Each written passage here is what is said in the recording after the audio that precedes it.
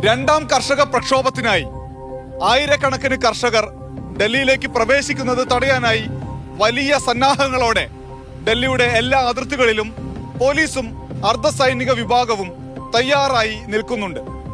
അതിർത്തിയിലേക്ക് എത്തുന്ന കർഷകരെ ചെറുക്കാൻ വേണ്ടി 5 തരത്തിലുള്ള തടസ്സങ്ങളാണ് പോലീസ് ഒരുക്കിയെടുത്തിരിക്കുന്നത്. ഒന്നാമത്തേത് കോൺക്രീറ്റ് കൊണ്ട് നിർമ്മിച്ചെടുത്ത മതിലുകൾ, വലിയ ബാരിക്കേഡുകൾ. രണ്ടാമത്തേത് മെറ്റൽ ബാരിക്കേഡുകൾ. മൂന്നാമത്തേത് മുള്ളുവേലികൾ. നാലാമത്തേത് റോഡിൽ പാകാനായി തയ്യാറാക്കി നിർത്തിയിട്ടുള്ള ആണികൾ, വാഹനങ്ങൾ, അതായത് പ്രത്യേകിച്ച് വലിയ ട്രാക്ടറുകൾ ഉൾപ്പെടെ പഞ്ചറാക്കാൻ സഹായിക്കും. അഞ്ചാമത്തേത് ലോറികളും കണ്ടെയ്നറുകളും ടോറസുമാണ്. ഇതിനകത്തെല്ലാം തന്നെ മെറ്റലും കോൺക്രീറ്റും മണ്ണും നിറച്ചെടുത്തിട്ടുണ്ട്. പോലീസിന്റെയും വലിയ വാഹനങ്ങളുണ്ട്.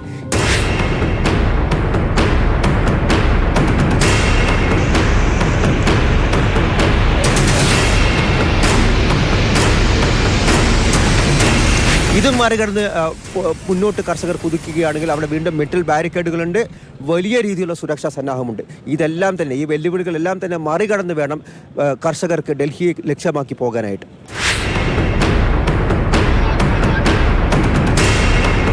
ഡൽഹിയിൽ താൽക്കാലിക ജയിലുകൾ സജ്ജീകരിക്കാനുള്ള കേന്ദ്ര സർക്കാരിന്റെ ആവശ്യം ആം ആദ്മി പാർട്ടിയുടെ സർക്കാർ തള്ളിക്കളഞ്ഞിട്ടുണ്ട്.